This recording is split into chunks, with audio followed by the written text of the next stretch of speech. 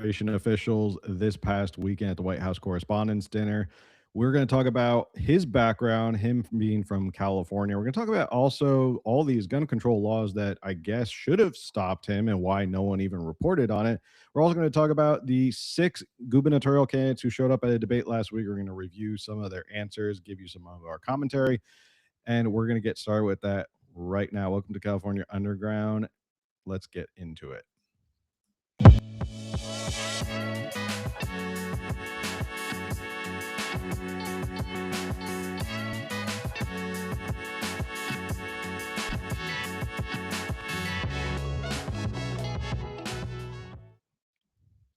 What's going on, everybody? Thanks for tuning into another episode of the California Underground. Sincere apologies for the late start at 9 p.m. because we had mic issues. I knocked over something, and just knowing computers, they just all screwed up. So apologies to everyone. Let me bring in my co-host, the best, the fastest researcher in the West, Camille. Thank you, Camille, for waiting through my mic problems.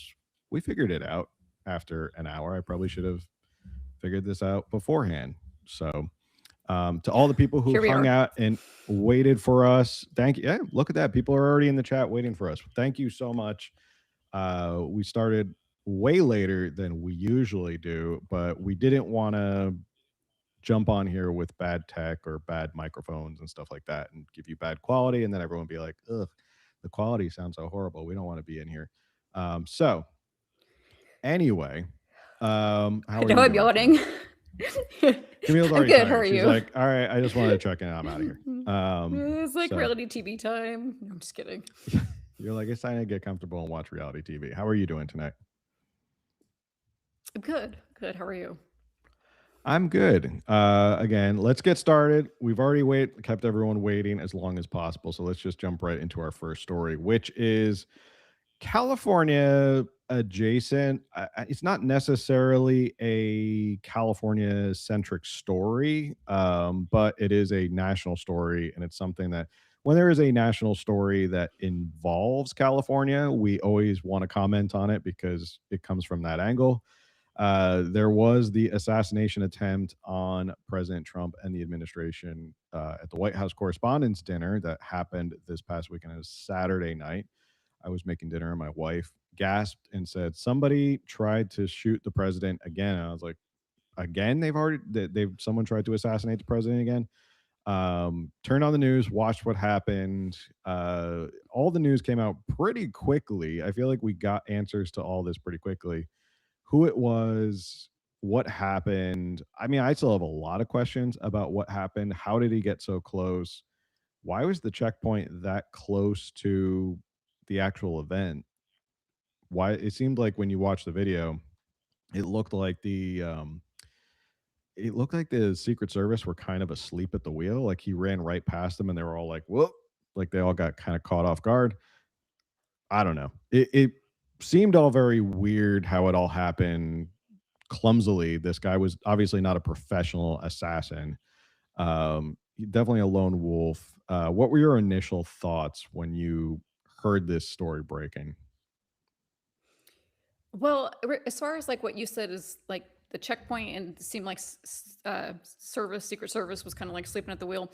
So I just want to go back to, I think it was 2023 when you and I were at the convention that Trump was at. Obviously, he was currently not the president, but it was the GOP convention. It was in the end of September 2023, I believe was the date. And there was Vivek Ramaswamy, Ron DeSantis, and Donald Trump, who were all running for president. And you came later in the day, but because we were media for this event. So we got to be in the room with all these candidates. And I had my camera, I had brought like my professional camera to the event. And if you were media and had anything that you were going to be bringing in the room, you had to check in between like 5:30 a.m. and 6 a.m. You had to check your equipment and literally leave it there.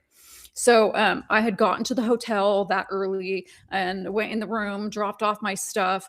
And then I went back. Our friend Tamika, she was staying at the hotel, and she'd arrived the night before, so I was hanging out in her room until, because I had a room for like that night. I hadn't checked in yet, so I was hanging out in her room, and we were looking out her window, and literally there was like Secret Service with their bomb sniffing dogs. There was like police presence, Secret Service presence everywhere in the hotel. We had to kind of like, at some point we were all just like told to just like go wait in our rooms while they literally did like all the testing and everything, like going around just doing all the searches. And then when we actually, if you recall, when we actually went in the room, we all waited in this massive line and went through metal detectors.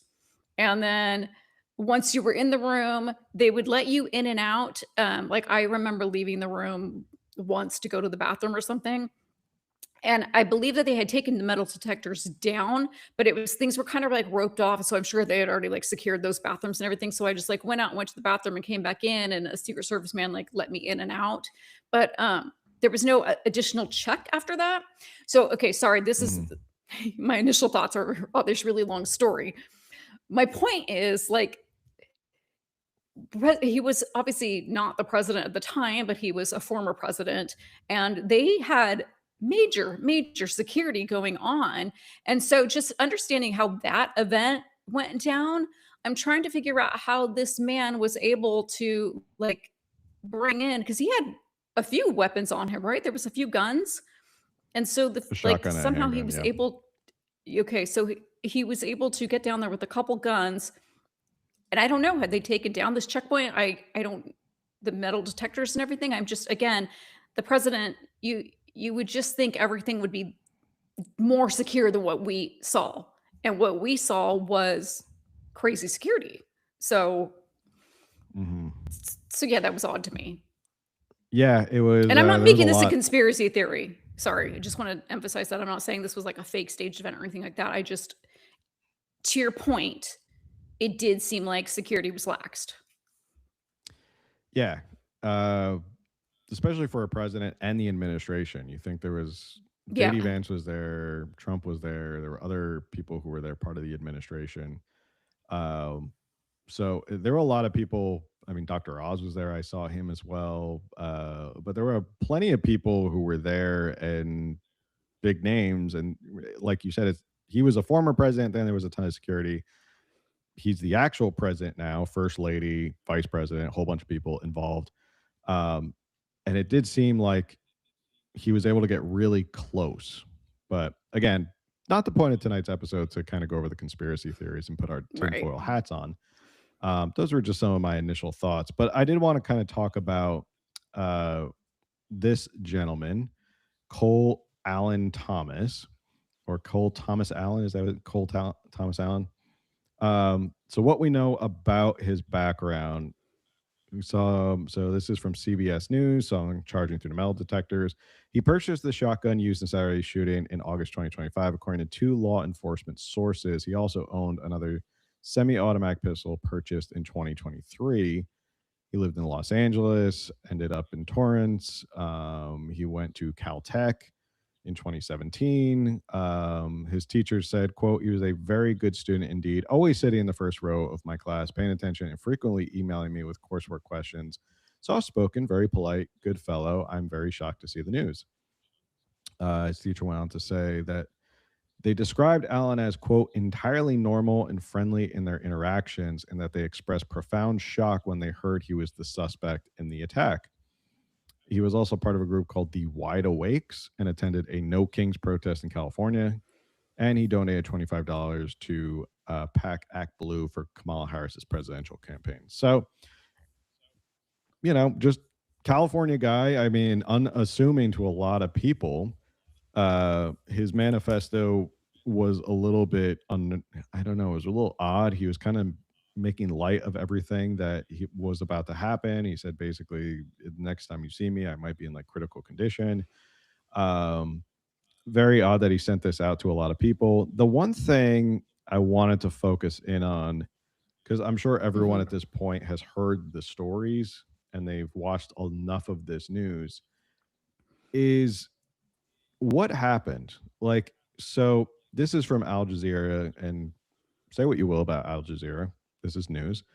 Uh, that U.S. media outlets report that Allen sent a note of roughly 1,000 words to family members shortly before the attack, in which he castigated Trump as a quote traitor without mentioning him by name. Trump told Fox News that the family of the suspect raised concerns about him to local police before the event. The president also told the TV channel that the accused man had written an anti-Christian declaration. So this is interesting to me because we all know California is no fan of guns. Mm-hmm. I know that's shocking news for people who are tuning in. Yet, California is no fan of gun rights here and the Second Amendment. So I had to look this up, and indeed, California does have red flag laws. And I am not in support of red flag laws. I'm not advocating that red flag laws should have been used here or in support of it.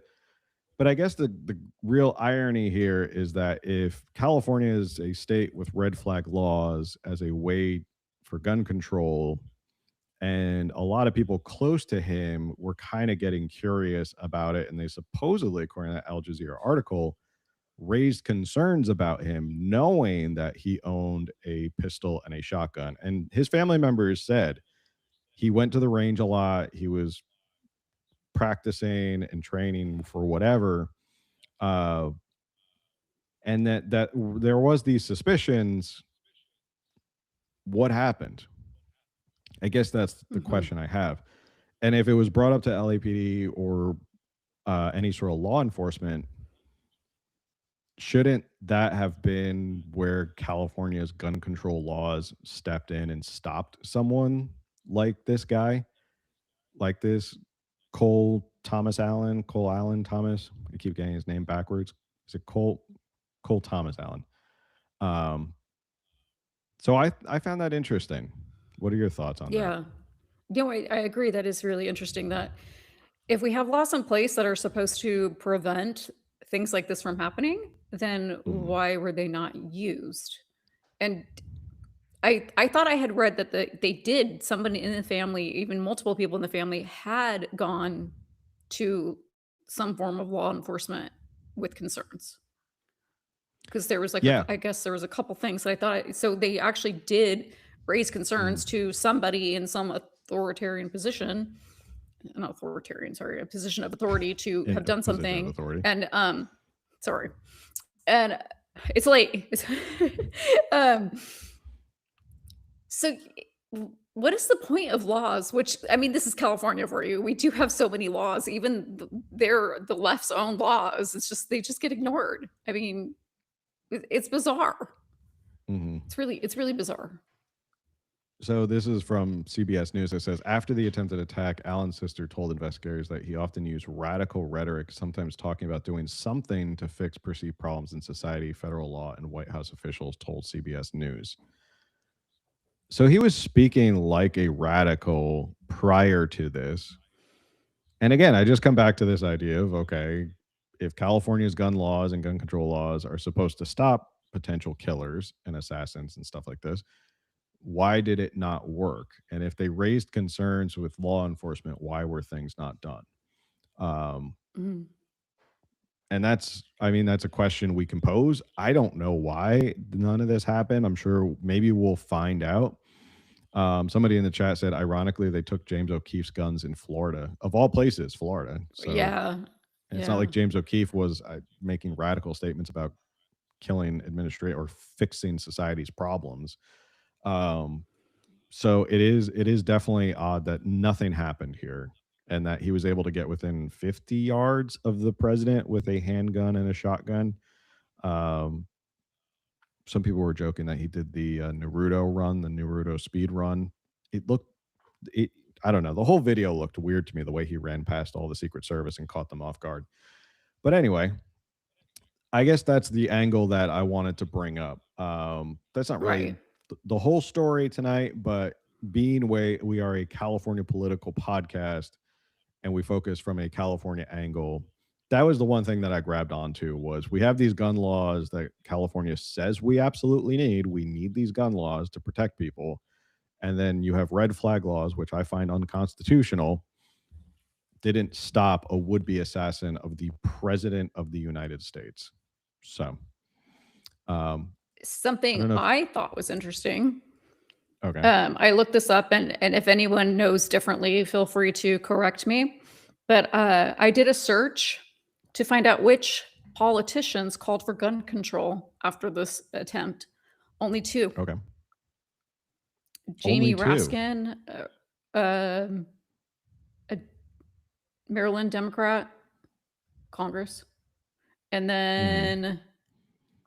then I have a screenshot. It's Pennsylvania State Rep Malcolm Kenyatta, Hmm. a Democrat, former Democrat, National Committee Vice Chair, posted on X. Anyway, yes, that's what Grok told me, because I asked how many or which Democrat politicians called for gun control after this third assassination attempt, and then like they're like after April 25th, blah, blah, two politicians. So those two. Interesting. That's Yeah. crazy that it was only two out of usually Again, when if stuff that's wrong, please feel free to correct me. That's I feel just like telling you what Grok told me. that is really interesting that an attempted assassination attempt of President Trump only has two people out of all of Congress calling for gun control laws. Yeah. Um, I guess when it comes to gun control laws that could stop someone from assassinating Donald Trump, I guess they're not really that concerned. Um, Right. But that's it, disturbing, because like I that is would disturbing. 100% be against, like I wouldn't have wanted, like I didn't vote for Barack Obama, I didn't vote for Joe Biden, and I 100% would not want them assassinated. Like that's really No, disturbing. no, I agree with that sentiment. I don't want anybody who I would have never wished harm on any president, or no matter how much I disagreed with him. I never wished that they would get harmed Right. or hurt or mortally wounded. Um, you can disagree with people politically, but it doesn't mean you should go out and harm them. First thing I Right. also thought when they said he was from California was my immediate first thought was, oh, so he must have drove from California to DC because there's no way he would have gotten on a plane with those firearms. Um, then it turned out, I guess he got on a train. So Hmm. be careful on trains. That's another thing you can take away from this is that if you ever get on a train anywhere, like if I take the train from San Diego to LA, they call it the coaster. There's no security. Like you just walk right onto a train. No one's checking your bags or going through metal detectors or anything. You literally just walk through and walk right onto a train. So keep that in mind next time you're on a train, that there's absolutely no security of scanning who has what on a train. So a lot of questions about how this happened. It's scary. It's scary that there's people who get this close, considering there's been so many attempts on President Trump already, um, and that this guy got this close. But I also think there is a, I think there, and I want to preface this and say, there's definitely a component to, well, how do I say this? It's not funny. The ironic thing is that after Butler, the media all kind of said, we need to tone down the rhetoric. It shouldn't have gotten this close. We almost got like he almost he missed assassination by a couple of inches. And so they all came out and said, okay, we need to tone down the rhetoric. And it seemed like almost 2 months later, like the rhetoric just got amped up again. And when you keep calling someone literally Hitler over and over and over again, and that he's a fascist and he's an authoritarian and he does all these horrible things, sooner or later, if you keep telling people that he's literally Hitler, I mean, you start to make the moral equivalency of, well, if you were in the 1930s and you had the possibility of assassinating Hitler, would you assassinate Hitler? And I guess that's what some people are starting to think when you keep calling him Hitler over and over and over again is, I'm going to take some action. And that's what this Yeah. individual did. And unassuming individual, based on what everybody said, is that they were shocked by the fact that this all came about. Yeah. Will you excuse me for a moment? You just carry on. I'm so sorry. Yeah, go ahead. Um, So those are my original thoughts about what happened. Everybody in the comments, thank you again, everybody, for hanging out with us and waiting while I figured out what the heck was going on with my mic. I was watching some of the debate from Pomona College. We're gonna have to follow that or come up. There was some highlights from this debate tonight. We didn't have time to pull clips from it tonight because it kind of went on at 7, right before we were supposed to go on at 8. Um, Tonight's debate, gubernatorial debate, I found was very spicy from what I saw. And some of the moderators were pushing back. I don't know if anybody watched it. If you have any thoughts about it, you can put that in the comments. The second moderator was definitely more feisty in terms of pushing back on a lot of the candidates. Again, we're gonna have to cover this more next week. There's gonna be a lot to cover over the next couple of weeks. We got 6 weeks until the primary. June 2nd is when we are having the primary. Make sure you vote in the primary. It's so important that you remember that you have to vote in the primary. So this is really ramping up for the final stretch of who's going to be in the gubernatorial election, the general election coming up in November. And another thing that's coming up in November, and I just released a short video about it on Instagram. It's also on YouTube clips over at California Underground News. If you didn't see already, they buried deep within the billionaire's tax, and I'll touch upon this really quickly because I think this is important for everyone to know, that they buried deep within the bill, page 26. If you look, there is a provision that says legislative authority, which allows for the legislature by a simple 2/3 roll call vote to amend the billionaire's tax after it's already been voted. So this is how it would work, is that if the billionaire's tax passes, this proposition, it becomes a constitutional amendment. They say it is a one-time tax. It is a one-time temporary tax. That's how they're selling it. Oh, it's a one-time tax. It's a one. We're just going after 5% of the billionaires, the uber rich, which is not true. That is completely a lie, because buried deep within the initiative is this legislative authority, which allows the legislature to change and amend it as long as it's within the purpose and stated goal of the billionaire's tax. What does that mean? That means anything that would help fund Medi-Cal Medi-Cal, healthcare, public education. If the legislature finds that they need to amend the bill or the tax act to further those goals, they will. So you think it's a one-time tax, and in fact, the legislature is giving themselves a ton of power for in the future. They can change their mind and go, actually, net worth for us now is not $1 billion. Now net worth is anybody above $1 million. And if you own a house in California, most likely your net worth is going to exceed $1 million. I'm just saying that I 100% called this. I think everybody knew that.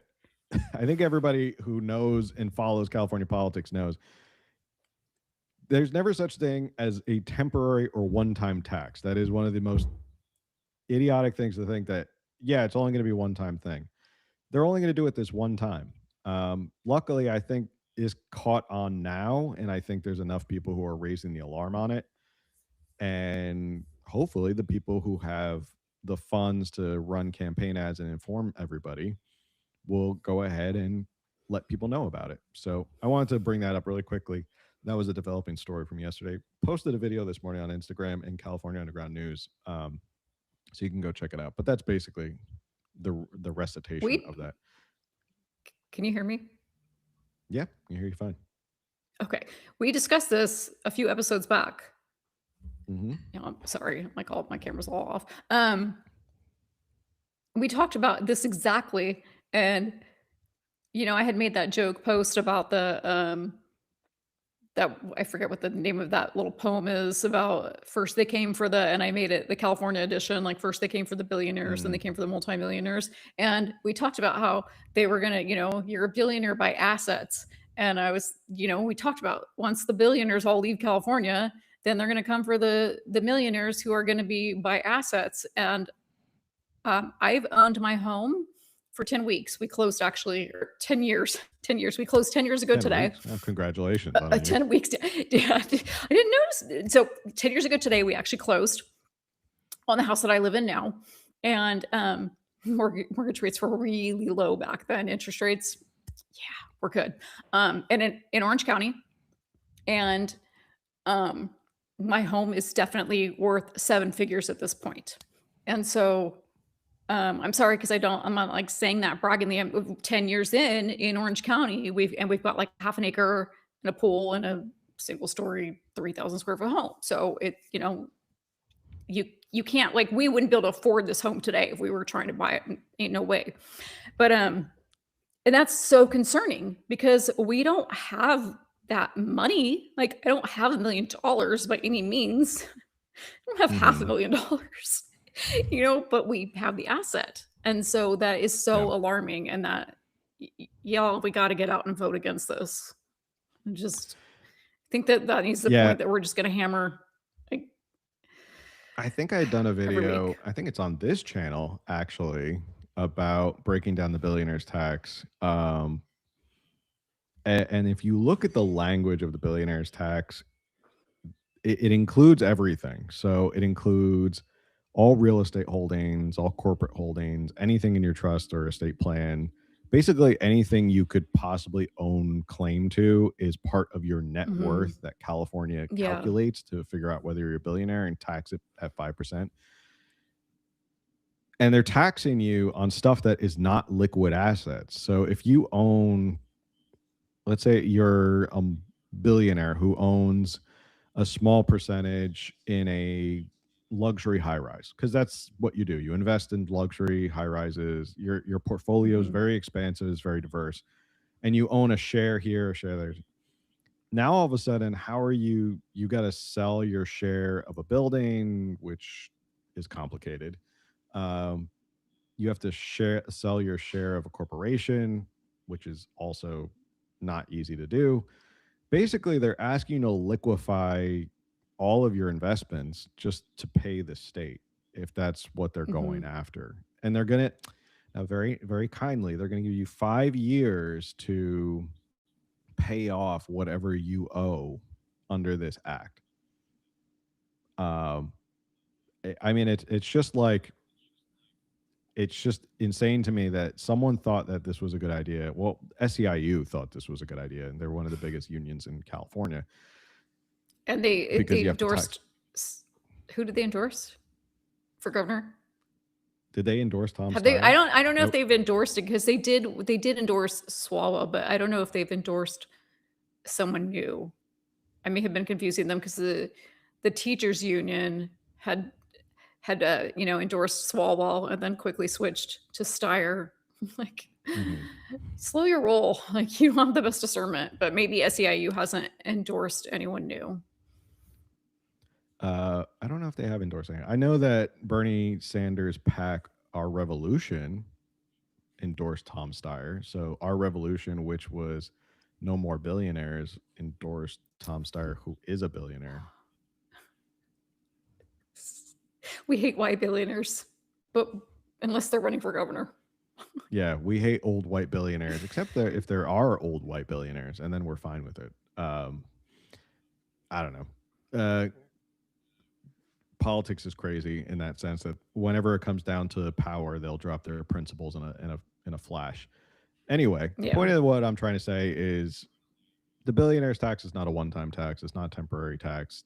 Well, absolutely, they are trying to backdoor a tax that they can have in perpetuity. I imagine they will use it to try and chip away at Prop 13. If you are someone who owns property, I 100% believe that if this passes and you give them this power, this legislative authority, that they will start chipping away at what makes Prop 13 and protecting your property taxes. They will go after that.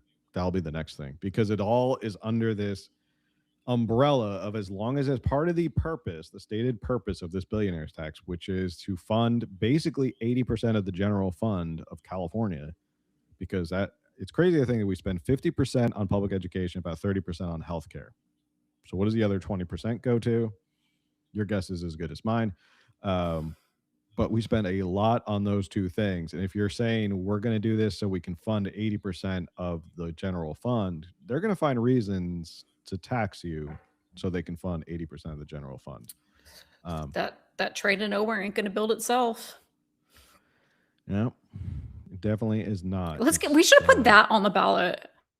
We should have put an initiative on the ballot to end funding for the high-speed rail. Why didn't we do that? Sorry, that's way off track. We got voter ID.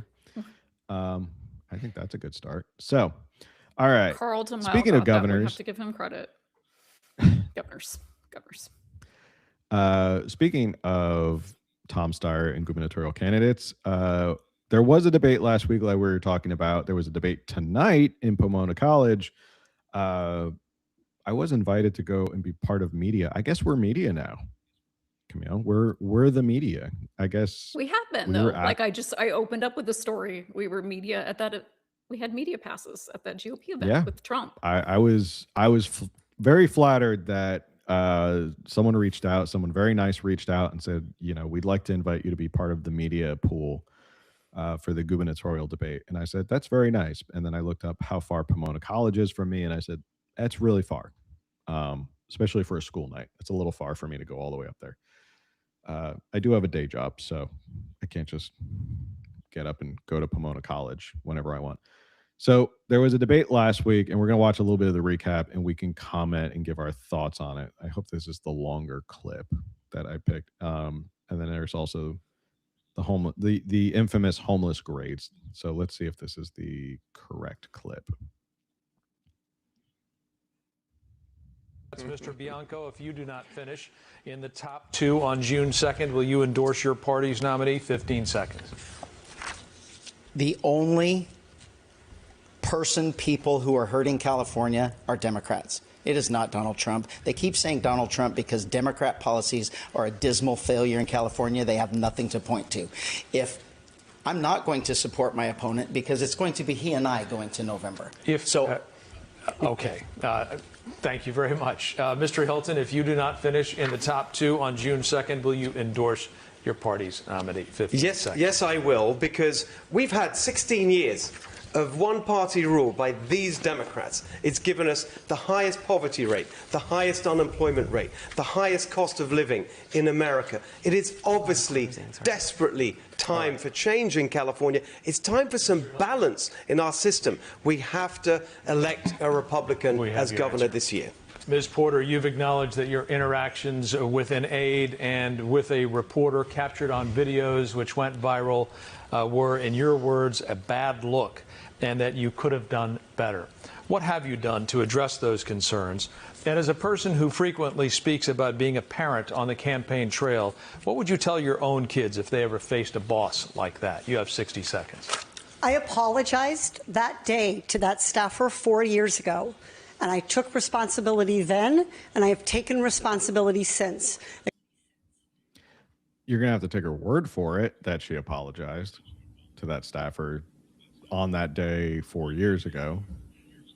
So if you don't know what she's referring to, it is the infamous "get the F out of my shot," where she's yelling at one of the staffers. So that's what she's talking about. But we're going to have to take our word for it that she actually apologized. She said, maybe they quoted wrong, but when they asked the question, they said, you acknowledge that it was a bad look. But yeah, it was a bad look, of course. But was it a bad moment, or was it a normal moment for you, Katie?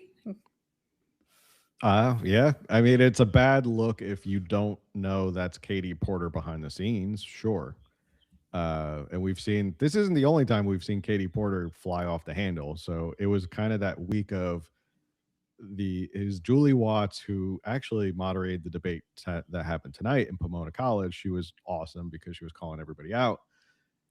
She pressed Katie Porter, and Katie Porter lost her cool and said, this interview's over, and left. So this isn't the first time we've seen Katie Porter lose her cool. And then that video came out where she told her staffer to get the F out of her shot. So That's a good point. It was a bad look for her, for people who know or want to vote for Katie Porter. But was it a normal moment for Katie Porter? I think it's probably a pretty regular moment for Katie Porter. Just ask her ex-husband, who got hot mashed potatoes dumped on his head. Exactly. That it was not the right way to treat someone. And that is a big contrast to what we have seen other candidates do when they have been called out for misconduct. I'm proud that that staffer in that video and I continued to work together for 4. I want to know who she's referring to. Right? I mean, if she's referring to And Eric why? Swalwell, I'm pretty sure he got called out in multitudes by everybody, and he had to drop out, and his whole career was over in like 3 days. I don't know. Well, who else what's her point, though, of anybody? Like, this question is to you, Katie. You messed up, and we're asking you, what are you doing to take responsibility and accountability for this? And, you know, what about your children working for somebody like this? And then she just wants to be like, but other people. Well, okay, but we're not talking about other people, and this is your moment to prove to us why you are a good leader. But okay. Yeah, she just pointed the finger at everybody else without naming names. She just said, well, when other people who got called out for bad behavior. It's like, okay, but I'm going to ask you a question. Not right now. Okay. But I realized after tonight's debate that I watched, which I know we're not going to really discuss that debate because you haven't even watched it yet, but I realized Katie Porter is not my least favorite Democrat on the stage. But anyway, I'm not going to ask you the question now, but that was like a realization I had, because as much as she drives me crazy, and when she starts talking, I want to walk away. I realized she's not my least favorite. So anyway, carry on. Together for 4 years following that incident, and it speaks to how I addressed it. Mr. Becerra, you were chair of the Democratic caucus when Eric Swalwell was elected to Congress. You said in a recent interview that, quote, many of us heard the rumors.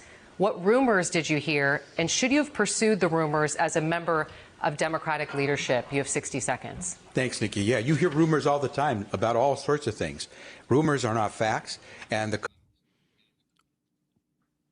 Like what? Would you care to elaborate, Mr. Becerra? I would read that book.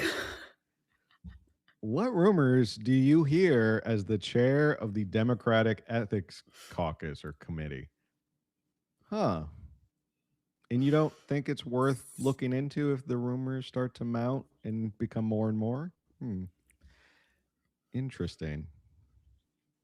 And the caucus, the Democratic caucus, is not a place that adjudicates those things. It's law enforcement that does. If someone had come forward, we could then have investigations. I say that as the former Attorney General for the state of California. When I was Attorney General, we did go after sex trafficking. We did go after those who abuse of young women and take advantage of them. We did. So just to clarify, he was the chair of the Democratic Ethics Caucus, and he heard a lot of rumors, and nobody looked into anything. So what's the point of this ethics caucus if nobody's going to look into any claims of impropriety, or maybe bring it up to law enforcement or investigate? Like, so what's the point of even having a caucus? Because if the only thing you can do is wait until law enforcement gets involved,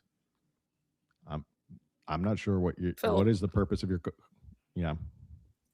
What is the purpose of the red flag laws in California? What is the purpose of the homelessness spending accountability? What is the purpose of so many of these agencies that the far left have created to do nothing? It is to look good. That's a basically title. what it is.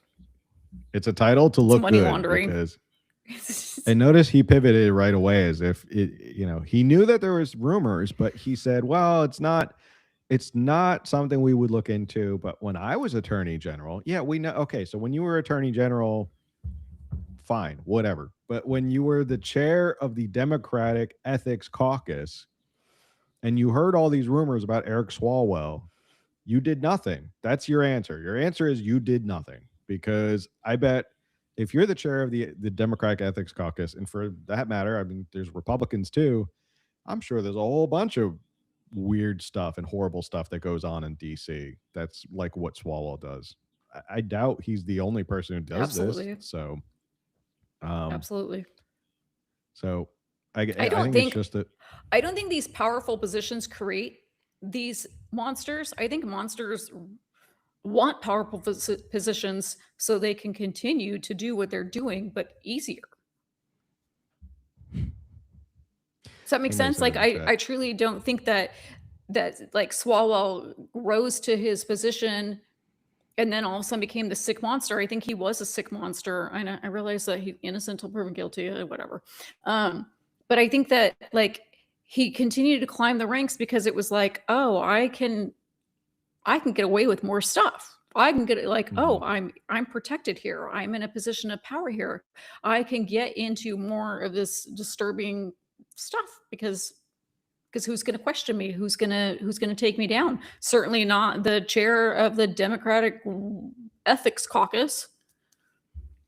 No, because they probably hear rumors all the time and they're just like, whatever. That's what we do here in DC. Yeah.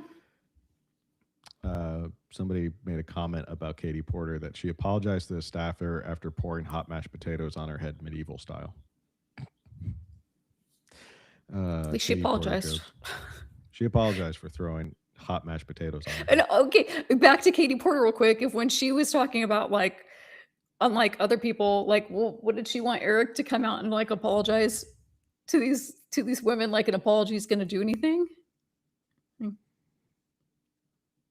Yeah, they're all kind of doing non-answers, and that's why I like tonight's debate. From what I caught from tonight's debate, I like that the moderators would not let them skate on talking points. That was especially the second one. Julie Watts nailed it in the sense of like, no, we're not pivoting to Donald Trump. She made a comment about how Donald Trump was brought up 1,000 times in her interviews with them and in the debates. And she said, if you keep mentioning Donald Trump, I'm going to ban mention of it. You can't talk about Donald Trump. So a lot of these are talking points that they just have rehearsed. And you could see that some people got a little flustered when they actually got called out and called to the mat of like, okay, well, explain that. Like, so this is what you stand for. Okay, got it. So it's a no. Got it. Okay. All right, let's keep going. Prosecute people. There was an individual who was a religious leader who was taking advantage of young women. We prosecuted that individual. Today he is in jail for his crimes. We have gone after people, but we go after them based on evidence and based on facts. Unfortunately, we have a president today who would go after someone based on rumors. That's not. Again, I thought this was the party of believe all women. Right? Isn't this the party of believe all women, #MeToo? Like, isn't that enough under their old standards of Me Too and believe all women that if there's rumors and women who are saying, hey, Eric Swalwell is doing these horrible things, maybe you guys should look into it or report it.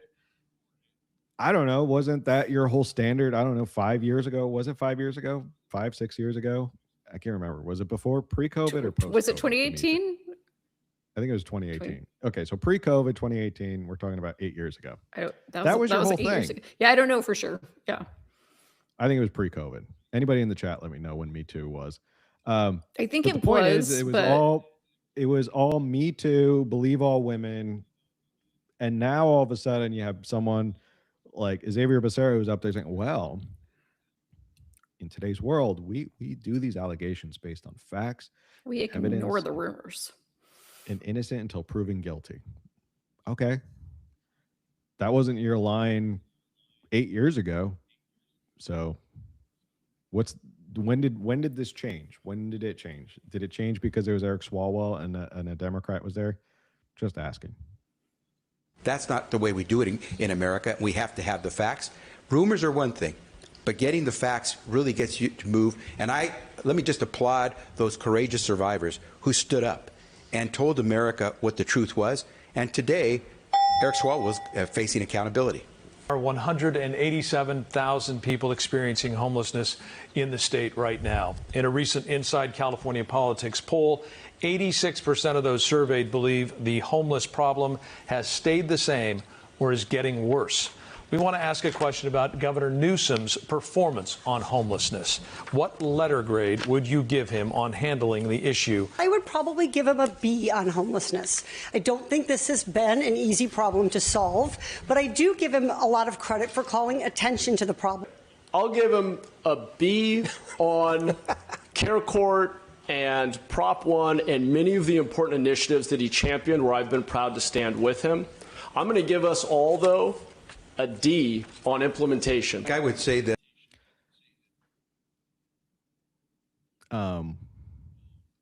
you'll see a pattern that none of the Democrats are going to call out Gavin Newsom for the fact that he has utterly failed on homelessness. Give him a B on Care Court and a B on the implementation of Prop 1, which was $6 billion in bonds that now, over a year later, nothing's been done. Again, I don't want to keep cross promoting. There is a video on California Underground News, the other channel, where I broke this all down about how it's been over a year, a couple of years, and yeah, nothing's been done. They haven't built anything under Prop 1. There's been absolutely no progress. So for the approval of $6 billion in bonds, $8 billion in bonds, nothing's been done under Prop 1. There's been no shelters built. Nothing's happened. So don't know where that money went. And then the implementation of Care Court. I mean, look into Care Court. It started as this bold initiative. And how many people have they helped? Not as many. It doesn't have the teeth that it needs to have to get people off the street. It doesn't have the power to help people. It's basically a suggestive procedure. And in fact, a lot of parents, sadly, look at Care Court and go, it didn't do what they expected it to do. They were hoping that it would be able to help their children and get them into some sort of facility that can help their mental illnesses. It hasn't done any of that. So to give him a B on Care Court and Prop 1, and then all of a sudden say, well, I'll give us all a D for implementation because we haven't implemented. Okay, well, let's go down the line. You as Mayor Matt Mahan, sure, you can take blame because you were a mayor. Xavier Becerra was head of Health and Human Services for how many years? 4 years. Chad Bianco, sheriff. It's not his job. Steve Hilton had no power to do anything. I don't know. Tom Steyer's not a public official. Katie Porter was sort of in Congress for a little bit. So who's this D that he's giving it to up and down the stage? Anyway, what are your comments? Oh, I just like what you said. You can continue the video. Oh, okay. Let's keep going and see what other grades that they gave everybody. I would say that the governor has made efforts. We've seen him come down to Los Angeles, actually go out and try to clean some of the streets. On effort, I would give him an A. Here's what I would do that's different, though. I would focus on accountability. So I'd give the governor a B- on this.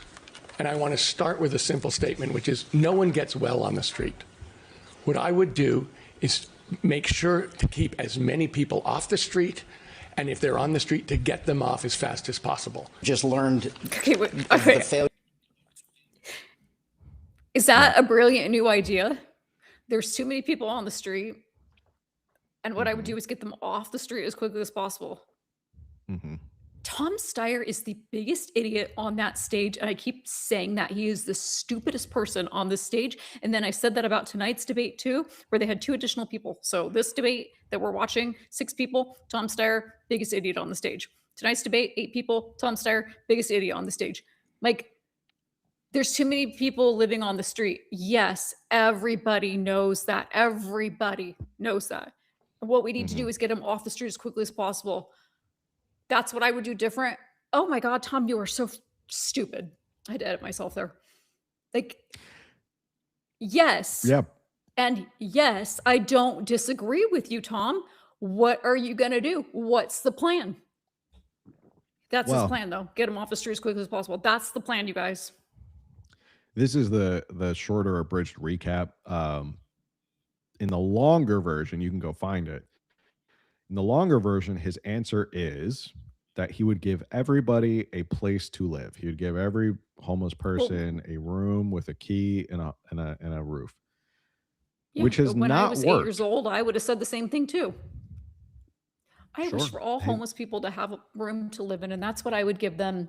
Like you know, like when you're like playing with your friends and you're like talking about, oh my gosh, if I found $1 million, because you're 8 and you think $1 million can save the world, and you're like, I would cure world hunger.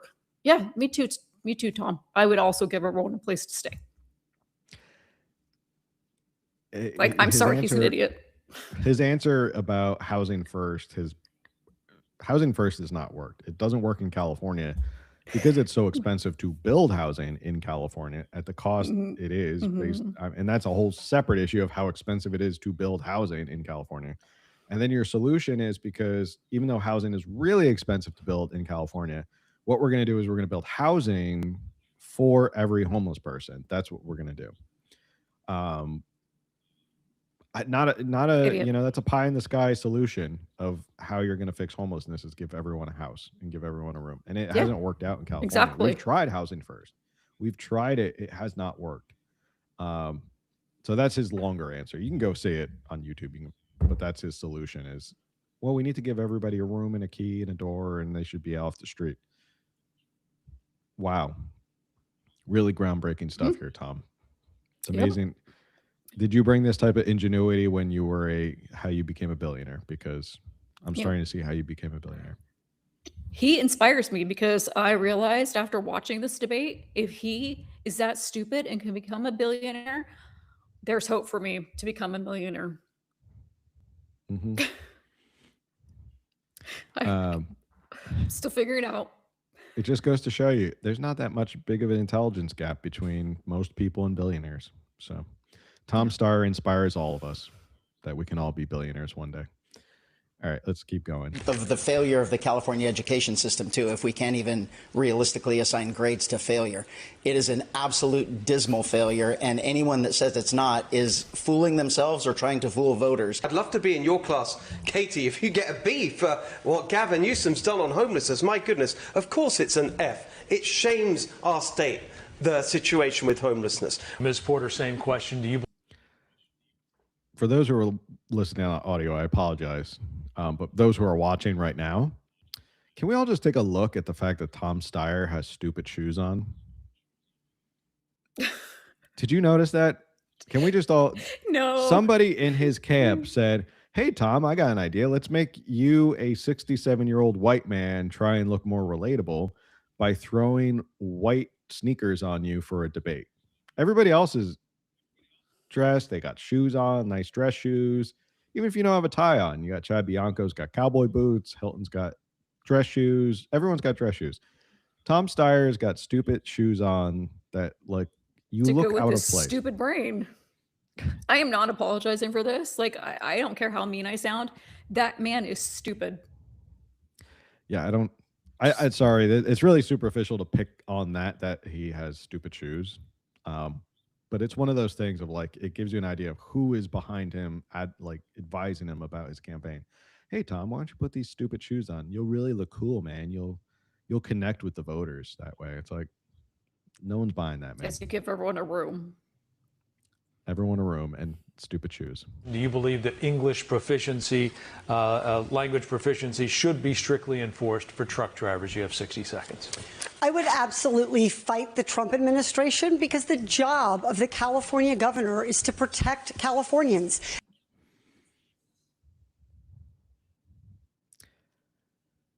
Doesn't answer the question. Doesn't answer the question. The question is, would you require English proficiency for truck drivers in California? For those that don't know, California issued a bunch of driver's license, CDLs, to people who were not proficient in English. There's a lot of questions about whether or not people were tutoring them to help them get these driver's license. And then you have them on the road and they can't understand signs and there's collisions and people have died. And her first answer is, I would absolutely fight the Trump administration, not the fact that there are truck drivers on the road here in California that could run a family off the road because they don't understand the signs in English. That's Katie Porter.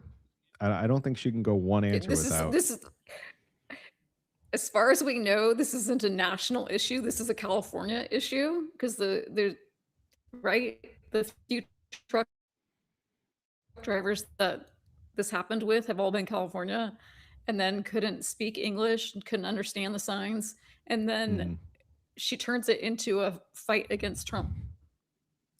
We're gonna, if it means fighting against Trump to keep dangerous truck drivers on our highways that puts Californians in danger, then that's what Katie Porter's willing to do. She's willing to put it's like Shrek, where Lord Farquaad says, you know, some of you may die, but it's a sacrifice I'm willing to make. That's Katie Porter.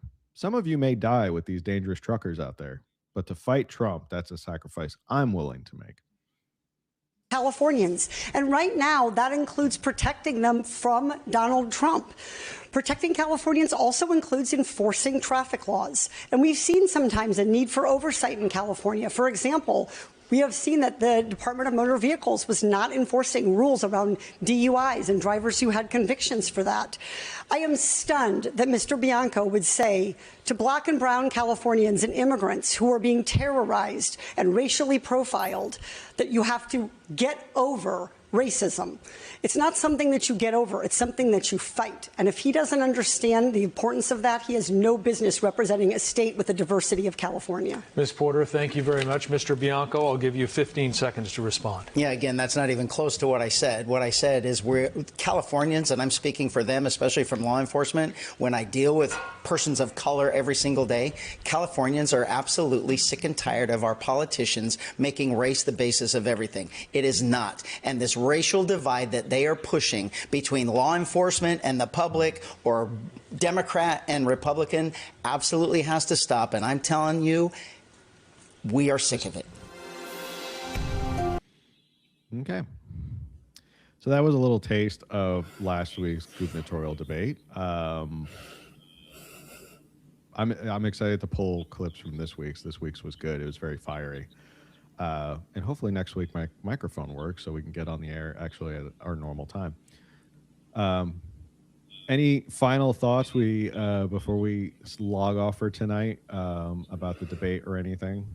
Let me see if there's any comments. I'm sure that I had thoughts that left when I fell asleep because it's no, I'm just kidding. No, I'm still going with Tom Steyer's an idiot. Oh, here's my question. My question that I had for you. Okay. Although you still haven't watched fully tonight's debate yet, but of the Democrat candidates, if you can choose your number one favorite, and I realize it's not your favorite, but like if you had to choose one of them to be our governor, gun to your and head. like you don't have to, like gun to your head, but you don't have to like rate them all, but I want to know who would be your number one and then your worst. So like if you had to choose one to be our governor, and if you could choose one that will definitely not be our governor. Oh gosh. Okay, gun to my head. Let's say it's like gun to me and my wife's head. Like you have to pick one Democrat. You can't vote for anybody else. It has to be a Democrat. I feel like You're literally choosing the Democrat for our state. It's up to you. Matt Mahan might be the okayest of all of them, I think. Not Tom Steyer. Last is tough. I think it's harder to pick who I would definitely not want to be. Katie Porter, I think, would be awful because I think she would just make her whole administration about fighting Trump and just not care about Californians. And if you attacked her, she would just make it a sexist thing and say like, oh, you're attacking the first female California governor. Tom Steyer would be pretty bad though. I think I read something that Gavin Newsom said, Tom Steyer, that you actually agree with Gavin Newsom on something. I think he said Tom Steyer is too incompetent and all over the place to be governor of California. That's the report. I do agree with Newsom on something, because Tom Steyer is stupid. The man is stupid. Like, watch that debate. Watch tonight's debate. That man is stupid. Like, He's not very bright. Yeah, he's not a good I'm politician. not even being articulate on this, which is making me sound stupid, but again, for all those people who are watching right now or listening, I only say Matt Mahan because it's the hypothetical is gun to your head. You have to pick someone. You have to pick a Democrat. It would probably be Matt Mahan, because I think he. No, I think I agree with you. He's said some dumb things, and I certainly don't agree with everything he says, but he has actually accomplished some things. I feel like he's maybe the least arrogant of them. Like, maybe he's still young enough that he hasn't developed the ego that they have. And like, I feel like maybe he's like moldable. Like, because he's still like, he would want to please the people and not just the Democrats. I feel like he would like listen, like people would get in his ears, because he'd be like, oh, I need to, okay. Like, I don't know. I feel like he could be like moldable, which is not necessarily the best trait that we want in a governor. But if you have to pick from that lineup, it's like, okay, let's get him in there so that we can at least like get some things, you know, maybe he'd be a little more moderate. I think mostly because he's probably the most moderate. He kind of came out tough on crime and homelessness, and he's also run a fairly large city, so he has some executive experience. Katie Porter, I mean, look at what happened with LA, like a congresswoman went to run a big city, and now you're asking a congresswoman to run the entire state. Not going so well in LA. Karen Bass not doing a great job. Tom Steyer, kind of an idiot. I think it's just an ego thing for him. He wants to be governor. Xavier Becerra, I think, would just be another corporatist, Newsom, Hillary Clinton stooge and do whatever the national party wants him to do. So yeah, probably Matt Mahan, unfortunately. That's, if gun to my head, that's who I'd pick. Does that answer your question? Someone's going to clip this in a sec. Someone's going to clip this and be like, Phil from California Underground says he supports Matt Mahan. So my apologies for asking the question. Who was your answer? Matt Mahan too, as well? Well, I think that if I absolutely like had to choose, I think I would go with him. I'm going with Tom Steyer. Is just the biggest idiot. I can't believe people support him. Like, that is the fact that he was like growing in the polls. Why? Who? You guys, I get that people have different beliefs and values and morals than I do. I completely understand that. And that there's going to be, you know, people follow, they want Democrat policies. Like, okay, that's fine. You are who you are. But I don't understand wanting an absolute idiot in charge of the state. Like, oh my gosh. I don't understand not seeing how big of an idiot he is. Like, that's worrisome for me that people, oh my gosh, Lord help us if he goes to the general. Well, it's going to be tight. Whoever ends up, it's going to be a nail biter on June 2nd. So mark your calendars, June 2nd. A lot of people in the chat love Chad Bianco. That wasn't the hypothetical we were playing, but a lot of people like Chad Bianco. Okay. That's okay. I mean, sure. Let us know who you support for governor. All right. Wait, I'm going to say, okay. I'm going to emphasize this every week until June 2nd. We're like 5 weeks away from the primaries. We're about a week, 10 days out from receiving mail-in ballots. And that means that the people are going to start mailing them back. They're going to be dropped off. There's going to be drop-off locations. We're literally like less than 2 weeks away from starting to vote. Do not sleep on the primaries. There are other candidates who didn't qualify for tonight's debate or last week's debate. There are no party preference candidates. There are other Republicans. There's other Democrats. Be sure to read, you know, your mailers have come. If not, it's online at your local registrar. You just Google it. You can read it up on all the candidates. Again, governor is not the only thing that's going to be on the ballot. Your local elections matter. We've got Congress, which is all crazy now after Prop 50 passing. So be sure that you know which district you fall into and who's running for your district. And then, of course, there's Assembly, State Senate, and who knows about like what your local, if your city is possibly doing any elections. And just please get out and vote. There's still time to get your friends to register to vote. If you have if you have any children that have recently turned 18, there's time.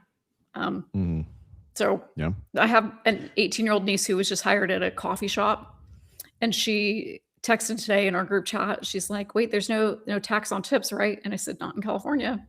And I'm like, "Please be sure that you're voting." I'm sure she is, but we're voting in a few weeks. Tell all your friends. She's a senior in high school. Tell all your friends, get out there and vote, because California chose to not follow that federal enforcement of no tax on tips. And so just who you vote for matters. Vote like your paycheck depends on it. Vote like your single mother neighbor's paycheck depends on it. Because often it does. So, yeah, primary is important, because too many times I hear so many people complaining by the time they get to November, they go, "I don't like anybody who's on the ballot. This is all stupid. I'm not voting for anybody." That's all. It's like, well, who ends up on the ballot in November has a lot to do with how you show up in June. So just keep that in mind. All right, we got 5 weeks. We'll be covering a lot of these gubernatorial debates, a lot of stuff coming up as always. It's going to be a busy year. So again, thank you everyone for hanging out with us and waiting up for, we were an hour late again, microphone issues. I didn't want to come on here and like do cheap audio like through my AirPods or something like that. So thank you everyone for hanging out with us tonight. We will be back next Tuesday, probably covering the gubernatorial debate from this week and whatever other stories we need to talk about. So the best thing you can do is make sure you like, share, subscribe, review. All of that stuff helps with the algorithm, helps more people find us. And the best thing you can do that is 100% free to support the show is let someone know about it. Tell them to join you on Tuesday nights at 8 p.m. Join us in the chat, and we will see you on the next one. Later, everybody.